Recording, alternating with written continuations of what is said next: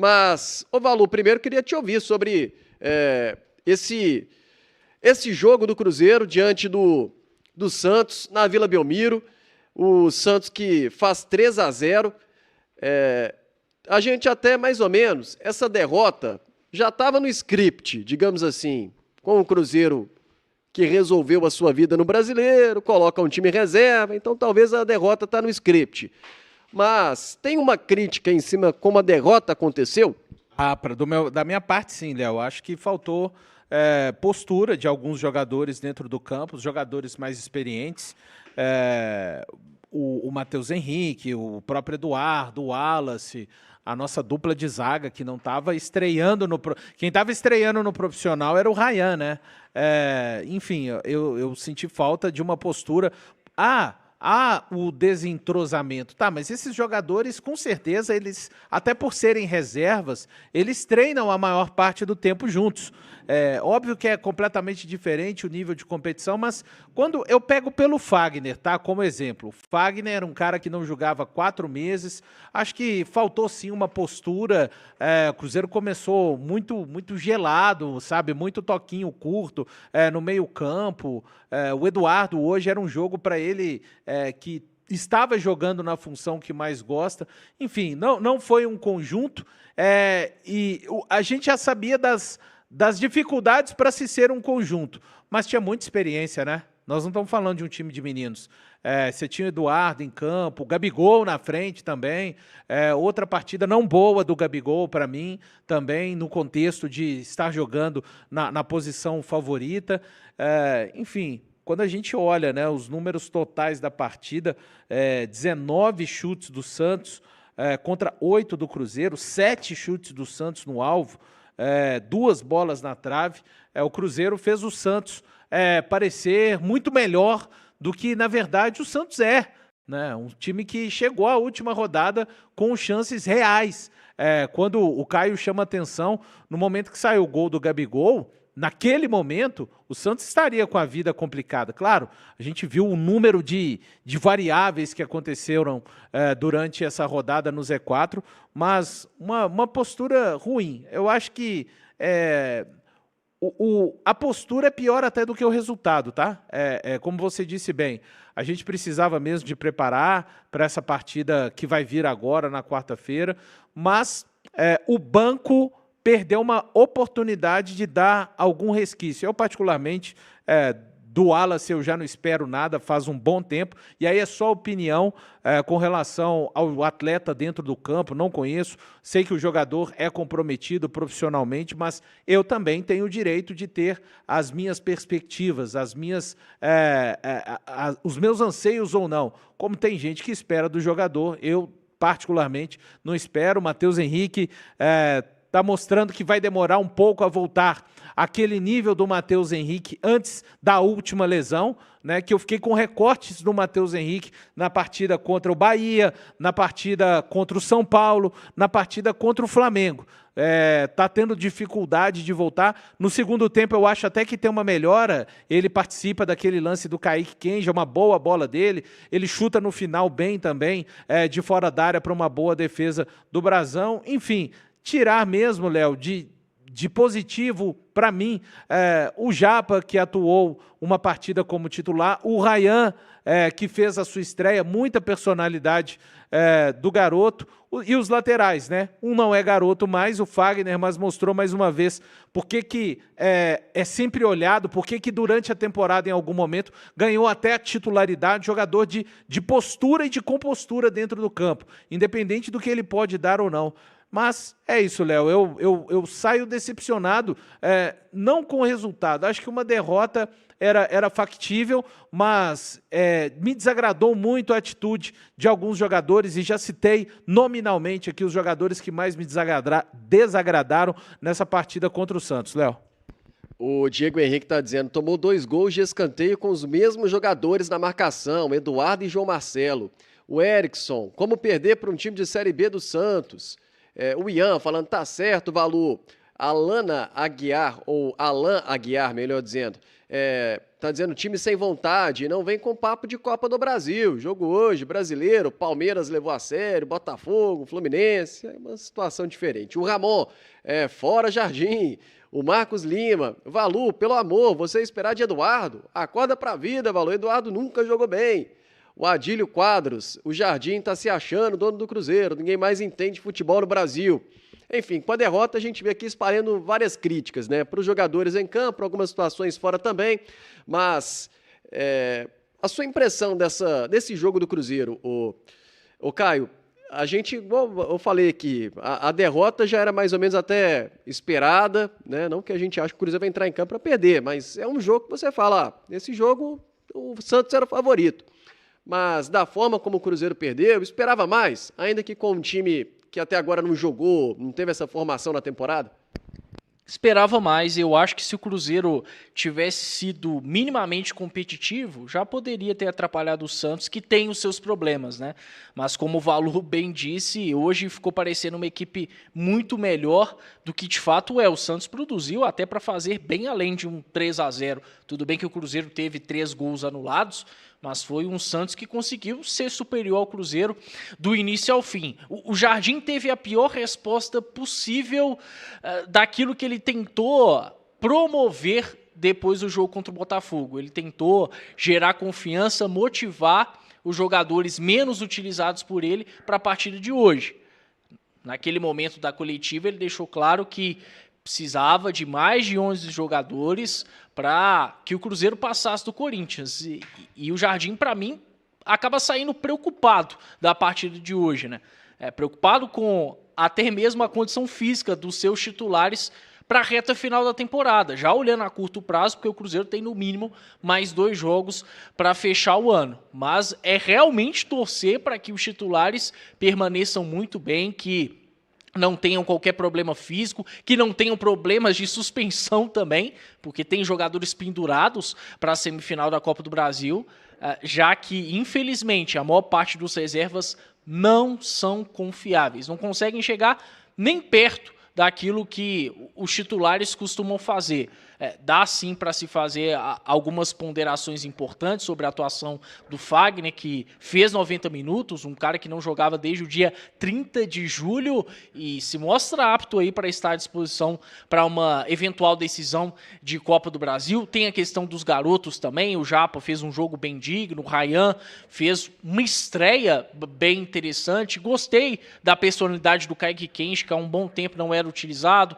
Acho que o Rian não foi tão bem como em outras atuações, mas dentro do que ele fez, ele já foi melhor do que todos os outros volantes do Cruzeiro que jogaram na partida. Não dá tanto para colocar o Murilo Hickman em conta, porque ele entrou na reta final. Então eu foco mais em Wallace, foco em Matheus Henrique. Matheus Henrique, inclusive, que jogou em 3 funções na partida e não conseguiu ir bem. Uma pena. Acho que o Cruzeiro poderia ter finalizado esse Campeonato Brasileiro de uma outra maneira. O jogo de hoje não mancha em nada a campanha do Cruzeiro, tá? Ela foi gigantesca, mas eu esperava que esse time reserva viesse a finalizar melhor o campeonato. Agora é pensar na Copa do Brasil e que o Jardim possa fazer um trabalho muito bom com os seus principais jogadores para que eles cheguem bem, em plenas condições, até mesmo de completarem a partida contra o Corinthians, porque é realmente um ou outro que é capaz de ajudar ao longo da partida, nada além. A gente tá no dia de jogo KTO, né? O último dia de jogo KTO do Brasileirão dessa temporada. Lembrando que tem Copa do Brasil vindo aí, quarta-feira, aí uma mega cobertura aqui da Samuca TV de Cruzeiro e Corinthians. Passar aqui pelo Superchat também, o Peron tá lá de olho. Aqui o Samuel tá dizendo lista de dispensas 2026. Léo Aragão, Jonathan Jesus, o Wallace, Eduardo, Bolassi, Marquinhos e Gabigol.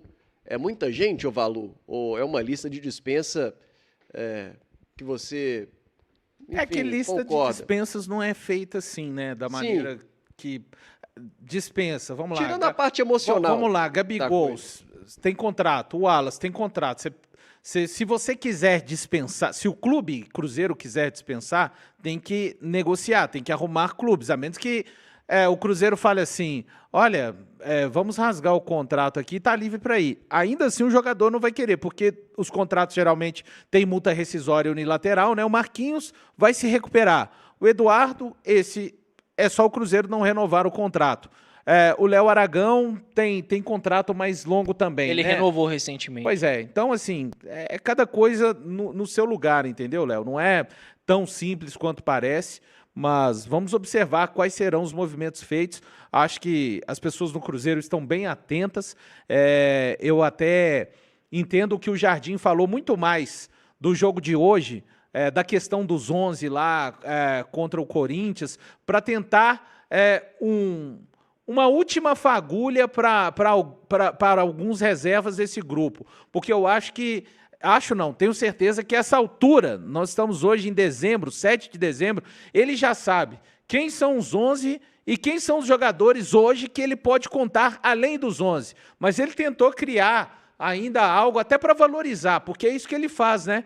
O Jardim, para ser justo, mesmo os caras que jogam menos, ele sempre coloca na conta dele. Ele nunca colocou na conta de nenhum jogador. O Wallace não joga porque não se encaixa não joga porque tem outros que estão fazendo a função melhor. Estou dando exemplo do Wallace. Já fez isso com o Gabigol. Então, mesmo assim, eu não diria, nem até discordo do Caio, eu não acho que ele está preocupado.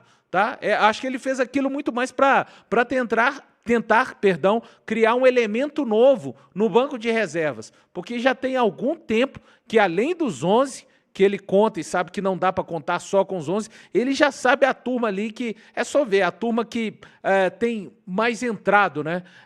E assim, dentro dessa turma, uma resposta ruim do Matheus Henrique, que a gente espera que a próxima vez que aparecer seja melhor, porque ele tinha se tornado uma dessas figuras importantes antes daquela lesão contra o Sport. A galera aqui no chat da live, já temos quase 7.000 pessoas acompanhando o pós-jogo aqui no Dia de Jogo KTO. Você tá vendo esse contador aí na tela, a gente tá bem pertinho dos 455 mil inscritos, né? Se minha conta tá boa, Caio e Fábio, faltando então 87.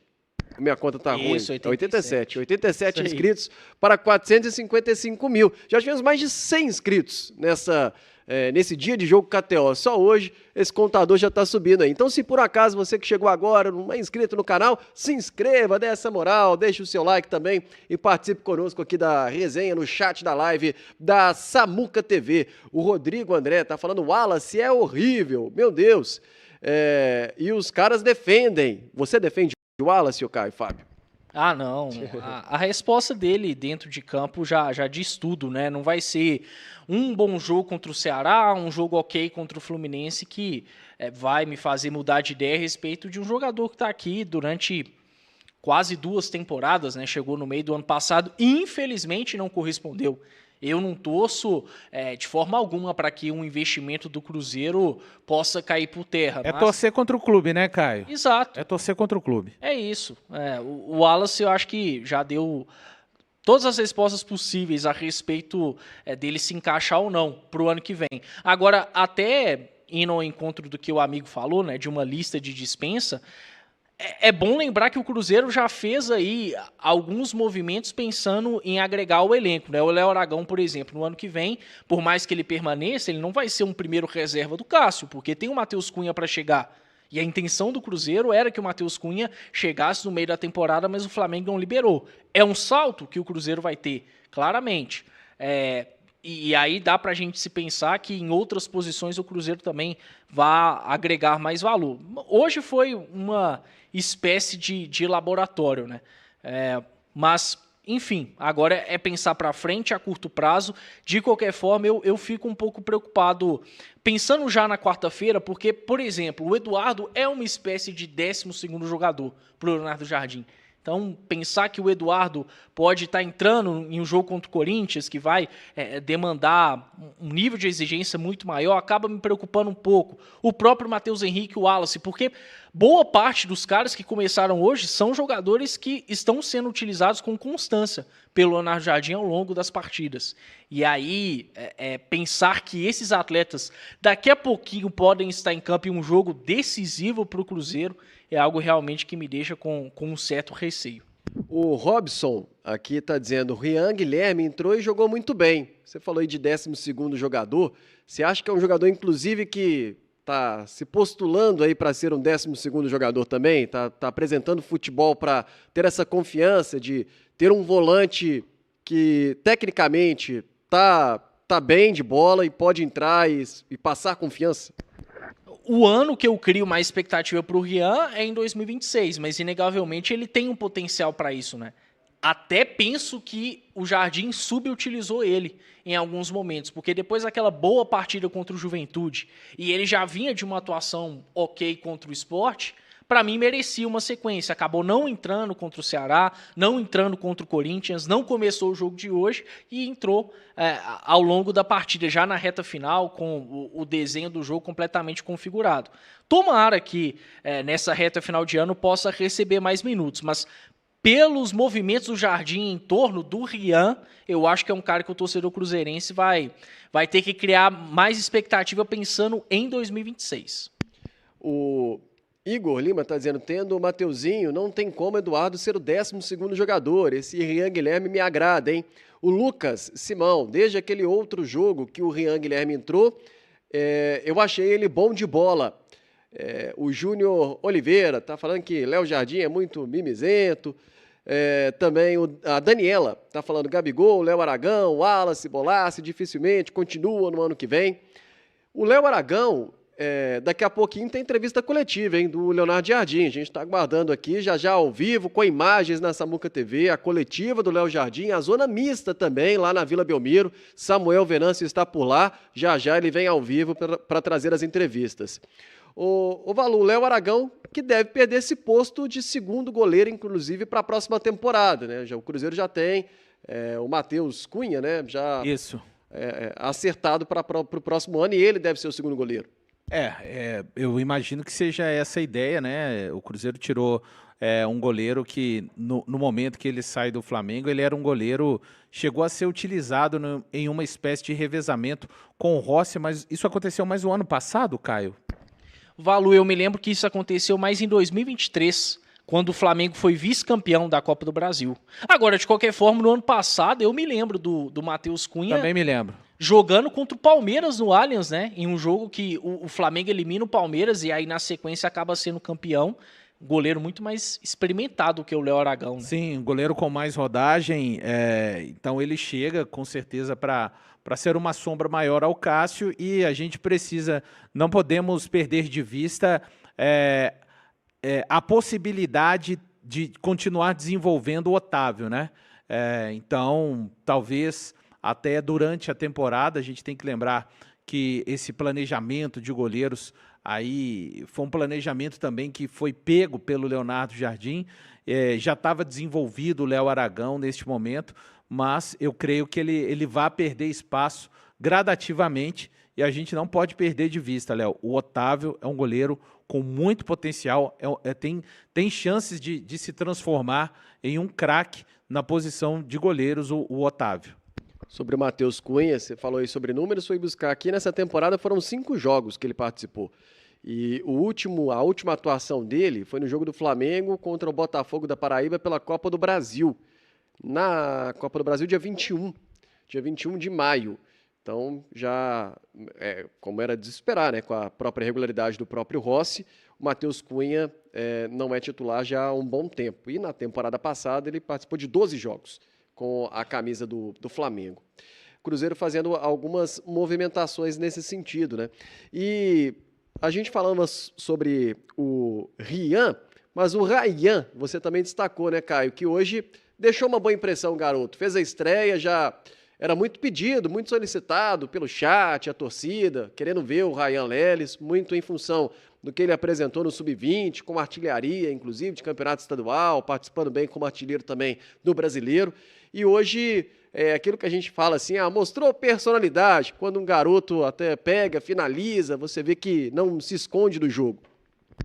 Exatamente, para uma estreia me impressionou ainda mais o que o Ryan fez. Não estou falando aqui que fez um jogo espetacular, mas dentro do contexto dele, acho que foi bem digno e me anima pensando para o ano que vem, para uma disputa de Campeonato Mineiro, talvez eventualmente até na Copa do Brasil ele sendo uma opção em alguns momentos. Eu até cheguei a falar no intervalo que os jogadores que entraram em campo hoje, que são os menos utilizados, eles não tinham direito de serem burocratas em campo, de Pensando abraçarem a na burocracia. Copa do Brasil, por exemplo, né, Isso, Caio? exatamente. Eles não tinham o menor direito disso. Infelizmente, a maior parte parece que acabou abraçando.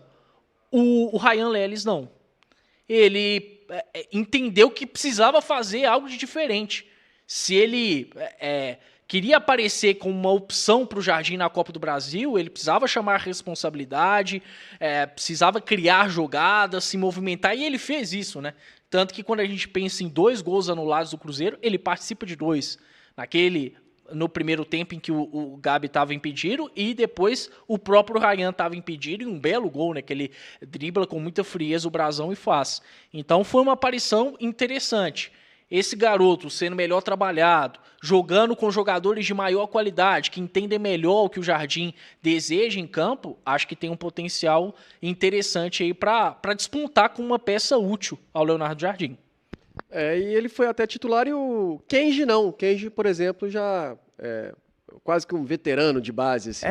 São situações que o ano vai mostrando ali para o Jardim, né, ô Léo?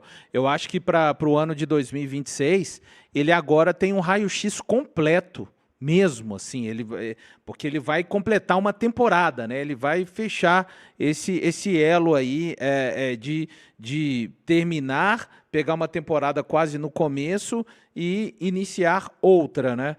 Tem um raio-x completo, e é normal, né? Hoje o Ryan fez essa estreia, e aí é o desenvolvimento nos treinos, não quer dizer já que o Ryan esteja pronto para o profissional, a gente torce para que sim. A minha torcida é sempre para que jogadores jovens cheguem ao profissional e lá se mantenham. Daqui a pouco sendo utilizados e daqui a pouco se tornem titulares. Eu quero que a categoria de base do Cruzeiro gere jogadores com a história do Kaique. Eu quero o Cruzeiro, e isso é importante para a gente fortalecer o Cruzeiro cada vez mais na questão de clube formador, na questão de clube com capacidade de jogadores de tirar esportivamente. E se você produz jogadores a produzirem da forma, estou pegando o Kaique, que é o maior expoente hoje da categoria de base do Cruzeiro, daqui a pouco você vai vender esses jogadores. Então, você conseguir tirar do jogador todo o lucro esportivo, financeiro.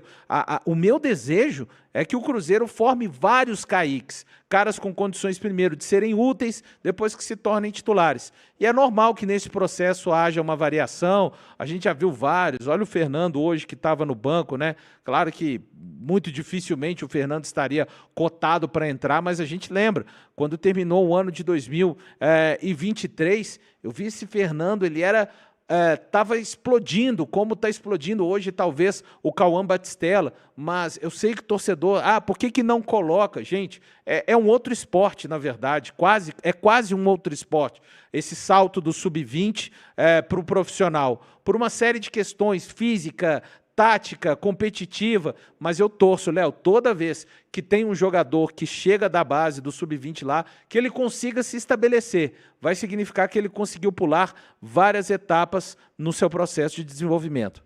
Daniel Afonso está dizendo que além do Ryan, o Japa também foi bem hoje no jogo. Você acha, Caio, que o Japa também hoje fez uma partida, não vou falar de destaque, porque é difícil, né, ter um destaque nesse jogo, mas se salvou? Sim, foi até o meu voto, né? Eu votei nele no prêmio Craque BNG, achei que ele fez um jogo... Diga! Eu acho que você votou no Japa, porque o Japa estava cumprindo a função do Christian, eu acho. Olha aí, tem um sentido isso, hein, Valu? Mas, enfim, eu achei que o Japa teve uma atuação digna já no primeiro tempo. Gostei de algumas associações dele com o Gabi, da força dele para recompor. E no segundo tempo, ele percebendo ali que o Eduardo estava com dificuldade de gerar jogo por dentro, por algumas vezes ele apareceu, né? Até acabou se desgastando e eu creio que por isso saiu. E como até o próprio Valu destacou, foi o primeiro jogo do Japa como titular, né? Porque ele já tinha entrado contra o Vitória, contra o Juventude. É outro que aproveitou bem a oportunidade e esse eu tenho ainda mais expectativa, né? Acho que é até natural, porque desde 2023 a gente consegue ver boas coisas do Japa no profissional. Então, gostei sim do que ele fez e cada vez mais, olhando dentro do contexto do elenco atual, tá? Acho que ele é o jogador mais recomendado para substituir o Christian.